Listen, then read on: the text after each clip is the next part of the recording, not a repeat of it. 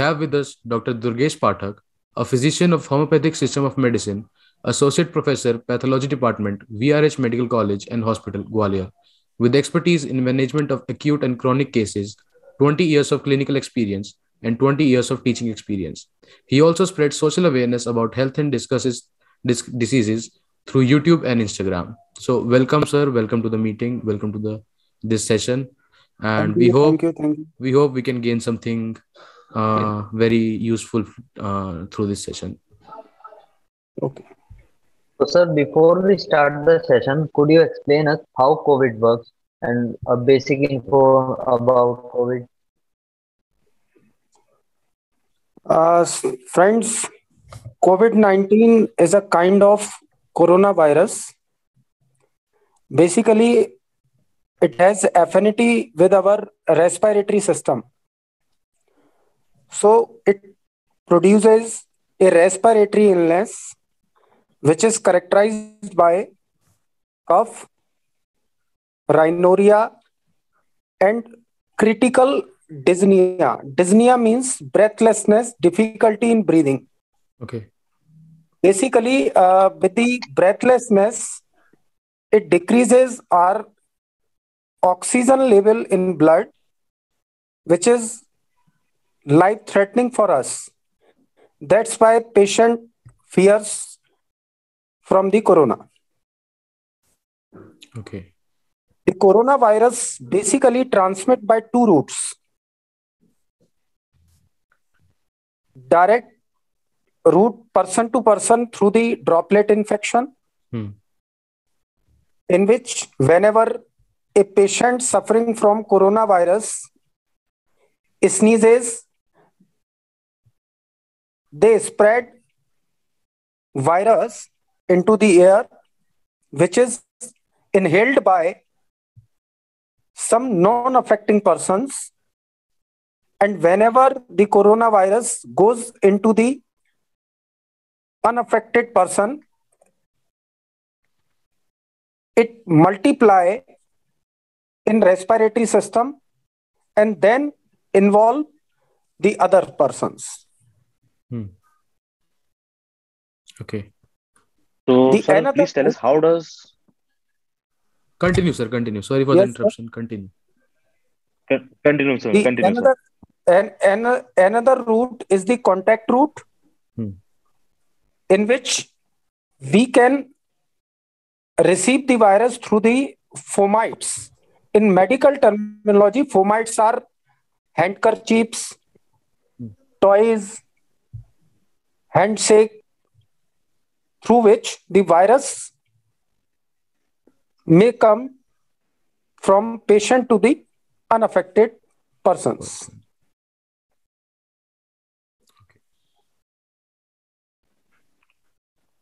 So, sir, please tell us how does WHO come in picture? क्या sir मतलब आपके हिसाब से जो WHO ने जो काम किया वो सही था या गलत था, और अगर थोड़ा गलत था, वो कहीं गलत थे तो क्यों थे वो गलत, या आपको लगता है they have done a really fantastic job? पहले तो सर हमें ये बताएं कि WHO का रोल ही क्या था पूरे पेंडेमिक के दौरान, क्यों हमें जरूरत थी WHO की? देखिए, वर्ल्ड हेल्थ ऑर्गेनाइजेशन, जैसा कि नाम से ही मालूम चलता है कि वर्ल्ड हेल्थ ऑर्गेनाइजेशन बेसिकली ऐसी बीमारियों को कंट्रोल करने के लिए जाना जाता है जो पेंडेमिक्स होती हैं। पेंडेमिक जो टर्म है मेडिकल टर्मिनोलॉजी में, पेंडेमिक का मतलब ही होता है वर्ल्ड वाइड डिजीज। ओके। तो बेसिकली जब भी कोई पेंडेमिक होता है तो ये सबसे ज्यादा रिस्पॉन्सिबिलिटी WHO की होती है। अब जैसे फॉर एग्जांपल कोई डिजीज अगर एपिडेमिक है, मतलब it is limited to the India only, तो इंडिया की जो हेल्थ ऑर्गेनाइजेशंस हैं वो इसको टैकल करेंगी। लेकिन जब कोई पेंडेमिक होता है तो बेसिकली इसमें सबसे ज्यादा बड़ा रोल WHO का ही होता है। और WHO का अगर अपन रोल देखेंगे तो बेसिकली WHO को बनाया ही इसीलिए गया है कि जब भी कोई पेंडेमिक होता है, पेंडेमिक चूंकि एक वर्ल्ड वाइड डिजीज है, तो हमको इसमें सभी देशों को मिलकर जो भी हमको जो भी प्रोसीजर्स अडॉप्ट करने होते हैं वो सभी देश प्रॉपरली काम करें। अभी देखिए, आप 3 लोग मुझसे जुड़े हुए हैं और हम किसी टॉपिक पर चर्चा कर रहे हैं, तो एक पर्टिकुलर डिग्री या पर्टिकुलर कोर्स ने आप तीनों को बांधा हुआ है, हम्म ठीक है। Yes, sir. अगर यस सर। ऐसा नहीं होता तो आप कुछ कह रहे होते, आप कुछ कह रहे होते, आप कुछ कह रहे होते। तो जब कोई डिजीज पूरे वर्ल्ड में फैले तो एक ऑर्गेनाइजेशन ऐसी होना चाहिए जो सभी देशों को यूनाइटेड करके और जो भी रूल्स एंड रेगुलेशन बनाएगी या जो भी इंफॉर्मेशन देगी तो वो सही तरीके से चल पाए, इसलिए डब्ल्यूएचओ बनाया गया था। हुआ ये था कि जब कोरोना वायरस चाइना से फैलना स्टार्ट हुआ तो डब्ल्यूएचओ ने जो गलती की वो ये की थी कि इसको बहुत ज्यादा सीरियसली नहीं लिया था इन बिगनिंग स्टेज, ओके और उसको ये Yes, sir. बिल्कुल भी एहसास नहीं हो पाया था कि ये इतना फैल जाएगी और पूरे वर्ल्ड में ये फैल जाएगा। जब ये सिर्फ चाइना तक ही, आप लोगों ने सुना होगा जब कोरोना वायरस स्टार्ट हुआ था तो बहुत Yes, सारी sir. न्यूज आती थी कि वुहान में ये हो रहा है, कि चाइना में ये हो रहा है। तो एक्चुअली डब्ल्यूएचओ का जो मैं कहूंगा इन शॉर्ट, थोड़ा सा उसने लेट रिएक्ट किया। Yes, sir. अगर वो इसको थोड़ा सीरियसली लेती और जल्दी इसमें इंटरप्ट करती तो हम बहुत अच्छी तरह इसको कंट्रोल कर सकते थे। हम्म पर एक्चुअली आप लोग मेडिकल स्टूडेंट नहीं है तो मैं आपको ये बता दूं कि रेस्पिरेटरी जितनी भी डिजीजेज हैं बहुत कम्युनिकेबल होती हैं। ओके कम्युनिकेबल इसलिए, कम्युनिटी में बहुत जल्दी फैलती हैं, उसको हम कम्युनिकेबल कहते हैं, हम्म ठीक है ना।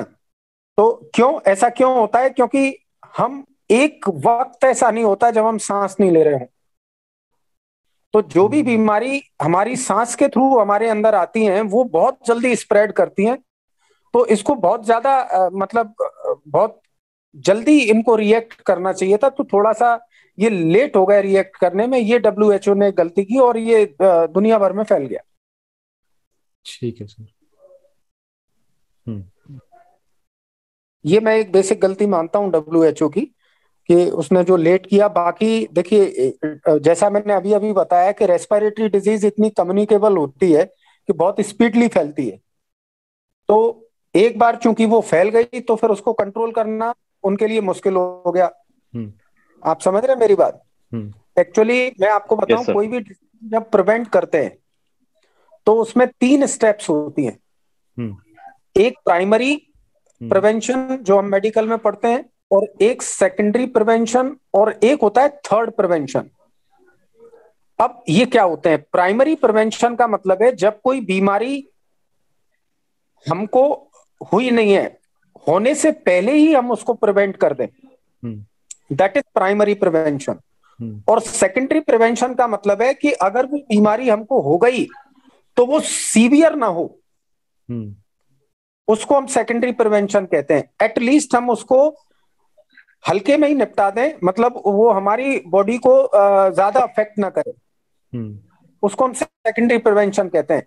अमूमन पब्लिक के दिमाग में क्या होता है कि प्रिवेंशन का मतलब ये होता है कि हमको बीमारी हो ही ना। नहीं दोस्तों, प्रिवेंशन का मतलब 3 जगह होता है। प्राइमरी प्रिवेंशन कि हमको बीमारी हो ही ना, सेकेंडरी प्रिवेंशन हमको बीमारी हो जाए तो वो सीवियर ना हो, Yes, sir. हम हैंडीकैप्ड ना हो जाए, हम हमारी डेथ ना हो जाए, हम रिकवर कर सकें। ये सेकेंडरी, यहां भी हम प्रिवेंशन ही बोलते हैं। और एक टर्सरी प्रिवेंशन भी होता है। टर्सरी प्रिवेंशन का मतलब है कि अगर हम बीमारी को नहीं रोक पाए कोई बात नहीं, अगर हमको बीमारी हो गई, हम उसकी सीवियरिटी को भी नहीं रोक पाए कोई बात नहीं, लेकिन अगर आप हैंडीकैप्ड भी हो गए उस बीमारी की वजह से तो रिहेबिलिटेट करना मरीज को ऐसी सुविधाएं देना जिसकी वजह से उसकी जिंदगी खराब ना हो, ये होता है टर्सरी प्रिवेंशन। तो मैं कहूंगा कि डब्ल्यूएचओ प्राइमरी प्रिवेंशन में ही फेल हो गया, समझ रहे हैं आप? और Yes, sir. अभी जो डब्ल्यूएचओ कर रहा है, आप क्या समझ रहे हैं? डब्ल्यूएचओ अभी प्राइमरी प्रिवेंशन ही कर रहा है। ये जो वैक्सीनेशन हो रहे हैं ये हम प्राइमरी प्रिवेंशन में ही है। सेकेंडरी प्रिवेंशन और टर्सरी प्रिवेंशन में हम ज्यादा नहीं कर पा रहे। क्यों नहीं कर पा रहे? कि देखिए आप, अभी इंडिया के अंदर उतना अच्छा हेल्थ केयर सिस्टम नहीं है। लोग ज्यादा हैं, पॉपुलेशन ज्यादा है, लेकिन हेल्थ केयर सिस्टम उतनी नहीं है।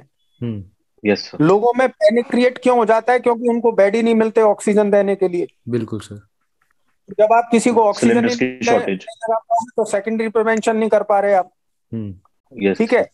अगर इंडिया में किसी, मान लीजिए हम होता क्या है कि फॉरेन में तो जितने भी फैमिली मेंबर होते हैं सब कमाते हैं।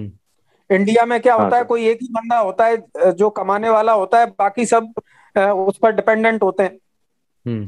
तो अगर मान लीजिए उसी को कोरोना हो गया और अनफॉर्चुनेटली उसकी डेथ हो गई, तो आप सोचिए उस फैमिली में सभी की डेथ हो गई। बिल्कुल सर। मतलब हम यस सर, उसका बिल्कुल सही बात है। टर्सरी प्रिवेंशन भी नहीं कर पाएंगे, उसको रिहेबिलिटेट भी नहीं कर पाएंगे उस परिवार को।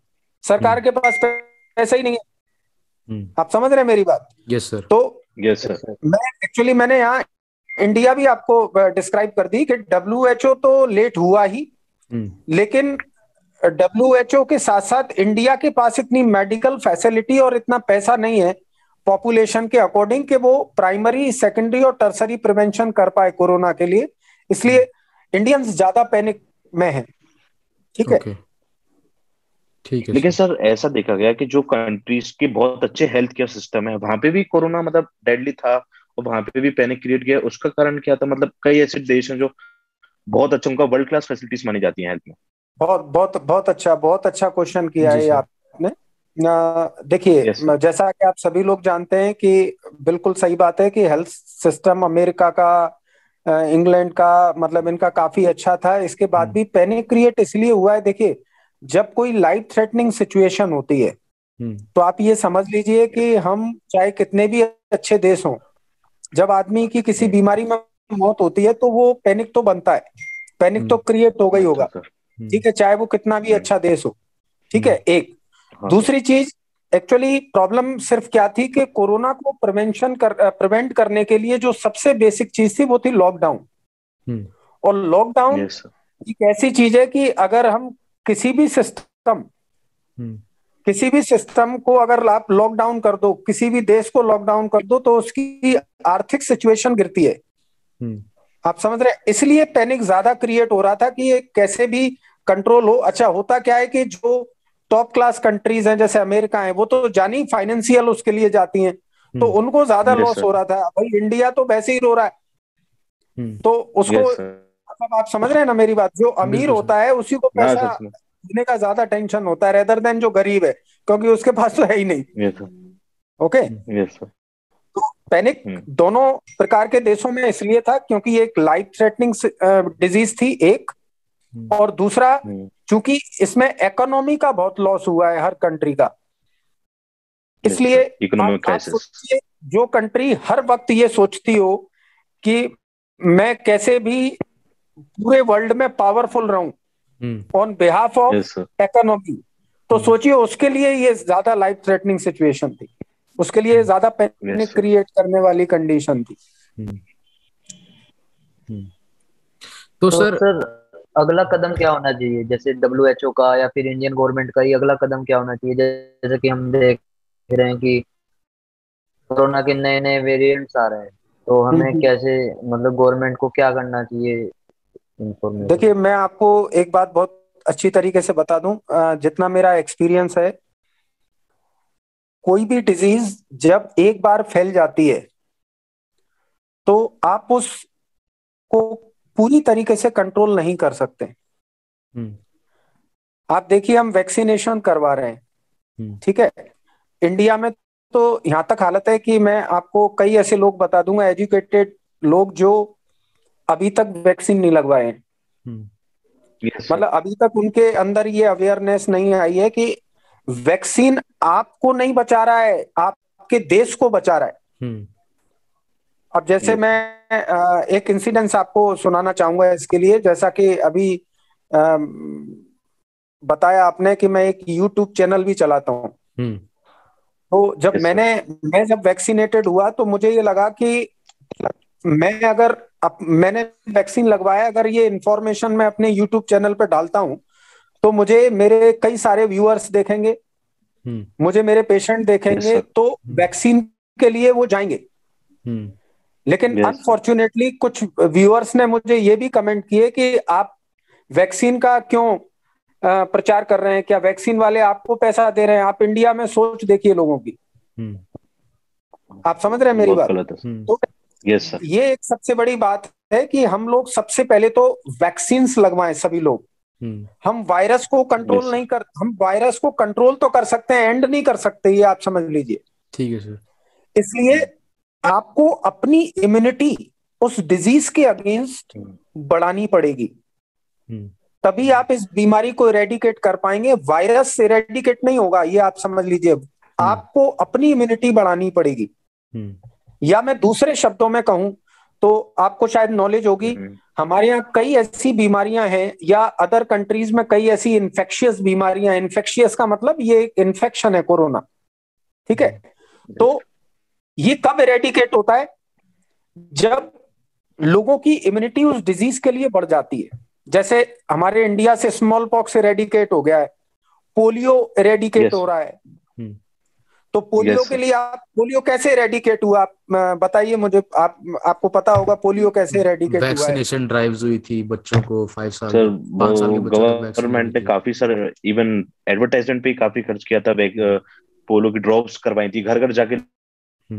हाँ, तो वो एडवर्टाइजमेंट जो भी हो रहा है वो वैक्सीन के लिए हो रहा है। हाँ, पोलियो जो ड्रॉप्स है वो वैक्सीन है।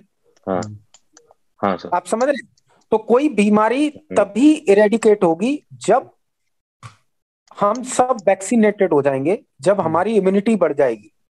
और इम्यूनिटी अकेले वैक्सीन से नहीं बढ़ती, क्योंकि अगर आपका, हो सकता है आपका नेक्स्ट क्वेश्चन ये हो कि वैक्सीन हमको कितना कोरोना रोकेंगी, तो मैं आपको बता दूं कि कोई भी डिजीज की वैक्सीन हमको सिर्फ 70 to 80% या 90% तक इम्यून बना सकती है। 10 to 20% हमको वैक्सीन लगने के बाद भी डिजीज होती है।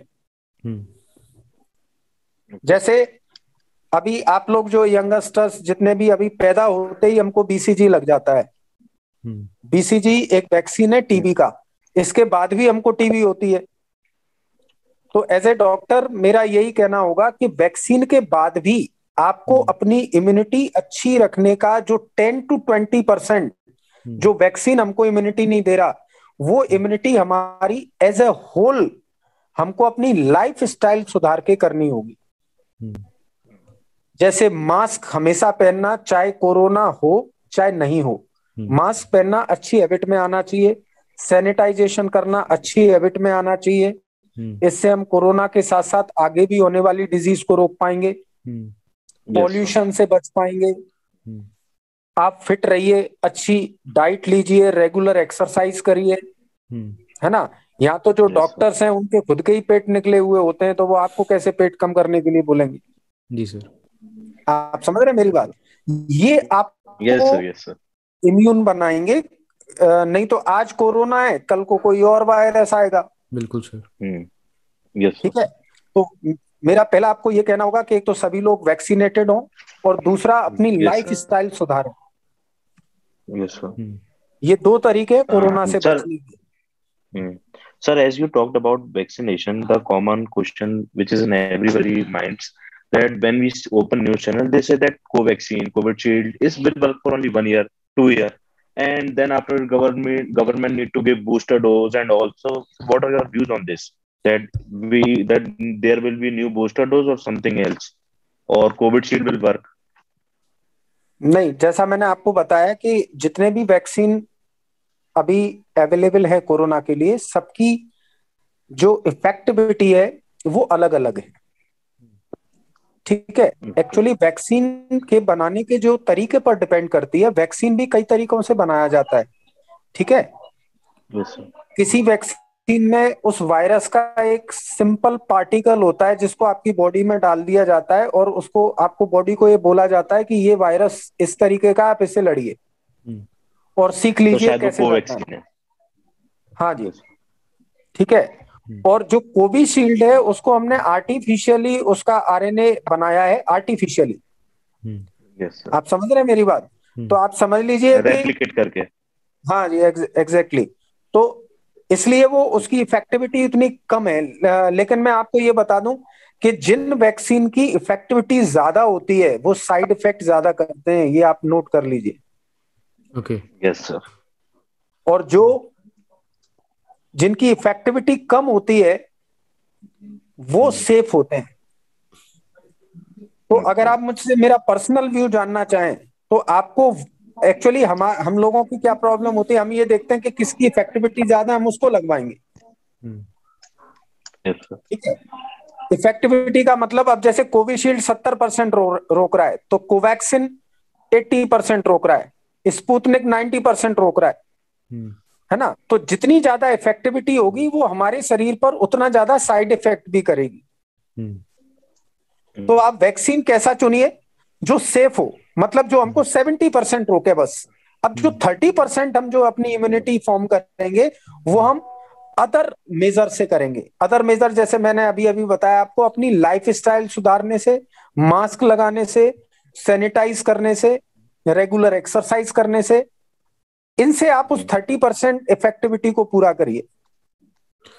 सर जैसे कि आपने स्टार्टिंग में कहा WHO के बारे में कि WHO ने स्टार्टिंग में ही जल्दी कोई मेजर नहीं लिया जब चाइना में केसेस आने लग गए थे। तो एज अ लीडर जब हम देखते हैं तो ऑब्वियसली WHO में जो हेड्स हैं उनको भी पता होगा कि अगर हम पूरी दुनिया में फैला देंगे कि एक मौत देने वाला वायरस फैल रहा है तो दुनिया में पैनिक फैल जाएगा। तो हो सकता है उन्होंने ये सोचा हो कि क्या पता हम इसको कंटेन कर सकें, हम इसको कंट्रोल कर सकें और पैनिक को अवॉइड कर सकें। तो क्या वो वहां पे गलत थे, या आप इस बारे में क्या कहना चाहेंगे? देखिए क्या है कि ये वायरस हमारे मेडिकल सिस्टम के लिए नया था। हम्म, ठीक है, तो इसके बारे में जो एक्सपेक्टेशन थी WHO की, वो मतलब उन्होंने बहुत हल्के में लिया इसको। हम्म, उनको नहीं पता था कि ये इतनी स्पीडली वर्ल्ड वाइड हो जाएगा या हम्म, उसमें इतनी लाइफ थ्रेटनिंग सिचुएशंस आ जाएंगी। ये उन्होंने एक्सपेक्ट नहीं किया था, मैं बेसिकली आपको बताऊं। या हम्म, दूसरा मैं कहूंगा कि उनको इसके बारे में नॉलेज ही नहीं थी, हम्म, है ना। अनफॉर्चुनेटली जो मेडिकल साइंस है वो एक्चुअली अपने फेल्योर से सीखता है। हम्म, अगर मैं आज किसी मरीज को ठीक नहीं कर पाऊंगा तो मैं उससे भी सीखूंगा एक चीज कि मैंने यहाँ गलती करी इसलिए मरीज ठीक नहीं हुआ, तो मैं नेक्स्ट मरीज में वो गलती नहीं करूंगा। हम्म, तो WHO के साथ क्या हुआ कि उसने कोविड 19 को उतना सीरियसली इसलिए भी नहीं लिया क्योंकि उसके बारे में उसको जानकारी भी नहीं थी। हम्म, अभी मैं आपको एक बहुत अच्छी जानकारी देता हूं। कोरोना वायरस और कोविड 19 में अंतर है। हम्म, कोरोना वायरस में बहुत सारे स्ट्रेन्स होते हैं जिनमें से एक टाइप है कोविड 19। हम्म, और कोरोना वायरस आज नहीं हो रहा है, कोरोना वायरस मेडिकल साइंस में बहुत दिनों का है। लेकिन कोरोना वायरस एक्चुअली इतना ज्यादा लाइफ थ्रेटनिंग नहीं था हम्म, पहले। ओके। हम्म, आप समझ रहे हैं मेरी बात? हम्म, कोरोना यस वायरस सर। इतना ज्यादा लाइफ थ्रेटनिंग नहीं था जो स्ट्रेन पहले पाए जाते थे। हम्म, लेकिन ये जो कोविड 19 जो कोरोना का टाइप है वो इतना ज्यादा लाइफ थ्रेटनिंग होगा, ये WHO गैस नहीं कर पाया। हम्म, इसलिए वो उतना सीरियसली नहीं रहा। लेकिन जब हम्म, उसने देखा कि ये बहुत जल्दी फैल रहा है और लाइफ थ्रेटनिंग सिचुएशन क्रिएट कर रहा है, तब वो जाकर उन्होंने मेजर्स लिए। हम्म, और मैं नहीं समझता अब तो, चूंकि वो मतलब काफी कुछ हम कोविड 19 के बारे में नॉलेज हो चुकी है। हम्म, तो अभी जैसे आप देख रहे हैं कि ओमिक्रॉन जैसा साउथ अफ्रीका से दोबारा हम्म, जब चालू हो रहा है, हम्म, तो हम अभी से कोशिश कर रहे हैं कि ये ना फैले। हम्म, ठीक है ना। और बेसिकली इसमें मेरा ये कहना है कि हमको एज ए यूनिट काम करना पड़ेगा, सभी देशों को साथ में काम करना पड़ेगा। हम्म, और कुछ ऐसा चेन सिस्टम हमको रखना पड़ेगा जिससे सारी कंट्रीज एज ए यूनिट काम करें, तब ये रुक पाएगी ये डिजीज। बिल्कुल सर। सर मैं आपको इंटरप्ट करना चाहूंगा sir, as you talked about omicron virus, तो sir can you please tell how omicron is different and some basic information about omicron virus. Natural है, अभी सबके दिमाग में यही सवाल उठा हुआ है। लेकिन प्रॉब्लम क्या है, मैंने जैसा अभी अभी आपको बताया, ये जितना भी नया नया स्ट्रेन आ रहा है ये सभी मेडिकल साइंस के लिए नया है। अभी भी ओमिक्रॉन के बारे में अगेन वही चीज पता नहीं है कि ये कितना ज्यादा कम्युनिकेबल है, कितनी जल्दी फैलेगा, ये किस एज को डेडली कितना है? अफेक्ट ज्यादा करेगा। ये कितना ज्यादा लाइफ थ्रेटनिंग होगा कि नहीं होगा, अभी इस पर रिसर्च चल रही है। एक्चुअली प्रॉब्लम ये है, अभी आप देखिए वर्ल्ड हेल्थ ऑर्गेनाइजेशन की आप साइट खोल के देख लीजिए, तो उस पर अभी यही इंफॉर्मेशन डली है ओमिक्रॉन के बारे में, कि अभी इसके ऊपर रिसर्च चल रही है, ये कितना ज्यादा सीवियर होगा और कितना ज्यादा कम्युनिकेबल होगा, अभी किसी को पता नहीं है। लेकिन हम चूंकि कोविड-19 से भुगते बैठे हुए हैं, इसीलिए हम उसको सीरियसली ले रहे हैं। पर वो कितना सीरियस है माय फ्रेंड, वो अभी वास्तविक कोई डॉक्टर आपको नहीं बता सकता, क्योंकि WHO को ही नहीं पता। ये एक नया स्ट्रेन है एक्चुअली, है ना। तो इसमें एक्चुअली बेसिकली WHO आपसे ये कह रहा है कि आप उसको उससे डर के रहिए, उसमें ज्यादा फायदा है, रेदर देन कि आप ये सोचें कि नहीं ये उतना ज्यादा तीसरी लहर है तो हमको प्रॉब्लम नहीं करेगा, हम चूंकि इम्यून हो गए हैं तो हमको इतनी दिक्कत नहीं करेगा। तो ये जब हमको हो जाएगी तो यही WHO कहेगा कि नहीं नहीं नहीं, ये सबको दिक्कत कर रहा है, ये इसको दिक्कत कर रहा है, ये उसको दिक्कत कर रहा है, क्योंकि डेटा ही नहीं है हमारे पास, ये बीमारी थी ही नहीं पहले, यस सर, है ना। यस सर, जी बिल्कुल सर। तो सर आप अपने अकॉर्डिंग, आपके एक्सपीरियंस में क्या कहना चाहेंगे कि शुरुआत से पिछले साल के मार्च अप्रैल फरवरी से क्या कुछ बेहतर कर सकते थे WHO भी और सारे देश भी?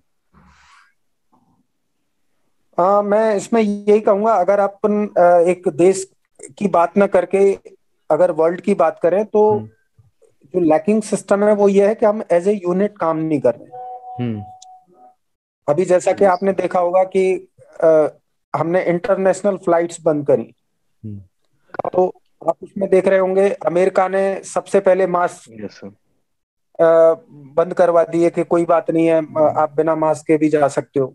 जैसा कि आपने बीच में सुना होगा कि यस सर, अमेरिका में तो मास्क पहनना ही बंद हो गया है, हम्म ठीक है। वहां यस फ्लाइट्स सर, चालू हो गई हैं, वहां उन्होंने रेस्टोरेंट खोल दिए हैं, वहां उन्होंने होटल्स खोल दिए हैं। हम्म तो और यहाँ पर यस इंडिया सर, में लॉकडाउन चल रहा है, तो आप देखिए कि हम एज ए यूनिट काम नहीं कर रहे हैं, हम्म है ना। अभी जैसे आप तीनों बैठे हुए हैं, आप एज ए यूनिट काम कर रहे हो, अब इसमें से कोई एक उठ के चला जाए, हम्म आप समझ रहे हैं मेरी बात। तो हो क्या रहा है कि हम as yes a sir, unit, world health organization सभी कंट्रीज को एज ए यूनिट नहीं काम करा पा रही हम्म है ना। ओके सर, तो ये प्रॉब्लम आ रहा है, अगर हम एज ए यूनिट काम करेंगे तो हम इस बीमारी को रोक पाएंगे। सभी देश अपने अपने हिसाब से चलने की कोशिश कर रहे हैं, क्योंकि इसमें इकोनॉमी का लॉस हो रहा है, इसलिए भी ऐसे डिसीजन लिए जा रहे हैं कि भाई जल्दी से जल्दी फ्लाइट स्टार्ट कर दो, ये कर दो, वो कर दो, चालू कर दो, लॉकडाउन हटा दो।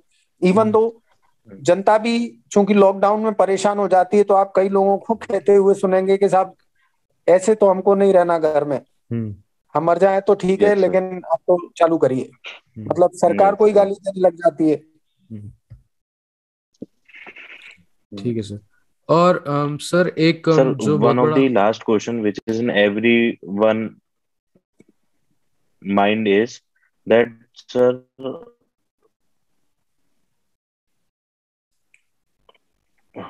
सर जो एक one of the most common question is sir will third wave come and and when will COVID in come my to an end in opinion, this whole world? In my opinion it will definitely. Oh Okay sir. Hmm And sir, will COVID end or it will be like as usual? No never. अभी अभी जैसा मैंने आपको बताया, कोई भी एक बार जो वायरस आ जाता है वो एंड कभी नहीं होगा। हम्म आपको अपनी इम्यूनिटी बढ़ाकर उसको एरेडिकेट करना पड़ेगा, लेकिन एंड कभी नहीं होगा। हम्म एंड एक ही सिचुएशन में हो सकता है। आप समझिए यहाँ दो बातें हैं, एक बीमारी और वायरस, दोनों अलग बातें हैं। आप बीमारी को एंड कर सकते हो, वायरस को नहीं। Okay sir. समझ रहे हैं आप खुद को इम्यून करके बीमारी Yes को sir. तो रोक सकते हैं, बीमारी को हम्म खत्म कर सकते हैं, हम्म लेकिन वायरस तो हम्म रहेगा। और जिस जिसकी भी इम्यूनिटी कम होगी उसको बीमारी दे के वो ये बताएगा कि मैं हूं, मैं गया नहीं हूं। Okay sir, sir understood. तो सर एक ये क्या होता है कि कोविड एकदम से कम हो जाता है, एकदम से बढ़ जाता है, उसका एक मतलब एकदम से कम हो जाएगा, फिनिश फिर एकदम से वेव आ जाएगी, तो उसका सर रीजन हाँ क्या है? जब एग्जिस्ट करता है तो अप डाउन्स क्यों हो रहे हैं?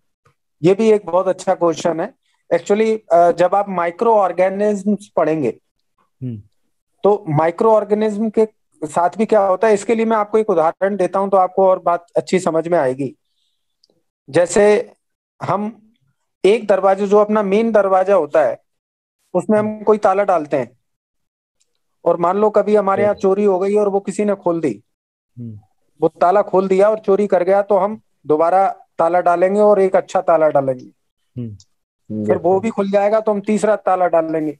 हम्म, मतलब आप देखिए कि हम ताले बनाने में लगे हुए हैं और चोर चाबी बनाने में लगे हुए हैं। तो माइक्रो ऑर्गेनिज्म का भी नेचर कुछ इस तरीके का होता है कि हम जितना उसके वैक्सीन बनाने की और दवाई बनाने की कोशिश करेंगे, वो फिर से एक नया स्ट्रेन बना लेगा। ओके। आप समझ रहे हैं? जैसे ही कोविड-19 के अगेंस्ट हमने वैक्सीनेशन करना चालू किए, उसने ओमिक्रॉन बना लिया। Yes sir. अभी हम ओमिक्रॉन से बचेंगे तो कोई और वायरस आ जाएगा। हम्म, ये तो चलते रहना है, कभी खत्म नहीं होने वाला। हम्म, सिर्फ एक ही तरीका है, आप अपनी इम्यूनिटी अच्छी रखिए, आप अपने आप को फिट रखिए।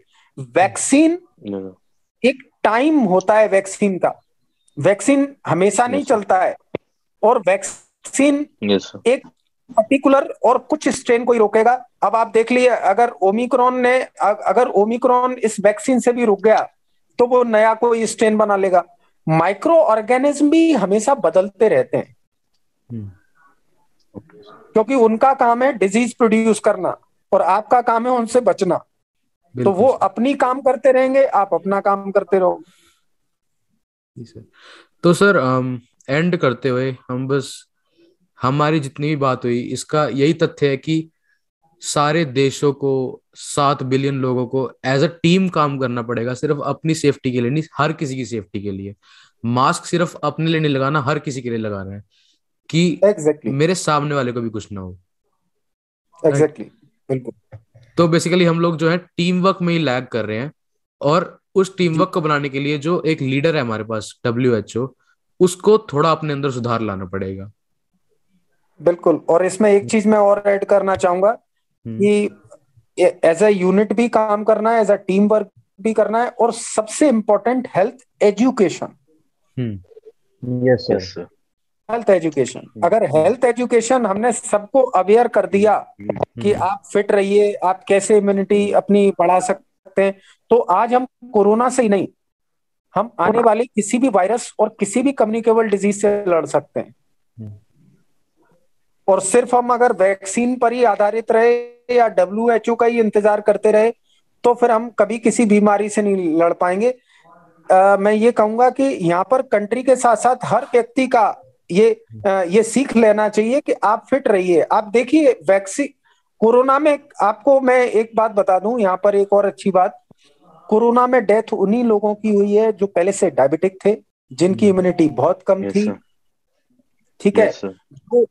या जो ओल्ड एज लोग थे, या जो बच्चे थे। हम्म, अब यस सर। कोई बच्चा है या ओल्ड एज है तो वो अपनी एज ऑल्टर नहीं कर सकता, हम्म, लेकिन कम से कम हम अपनी हेल्थ को अच्छा रखकर हम्म, हम उस बीमारी, देखो कोरोना होने में बुराई नहीं है, अगर कोई बीमारी इतनी फैलेगी तो आप भी अफेक्ट हो सकते हो, हम्म, लेकिन उससे लड़ने की ताकत आपके अंदर होना चाहिए।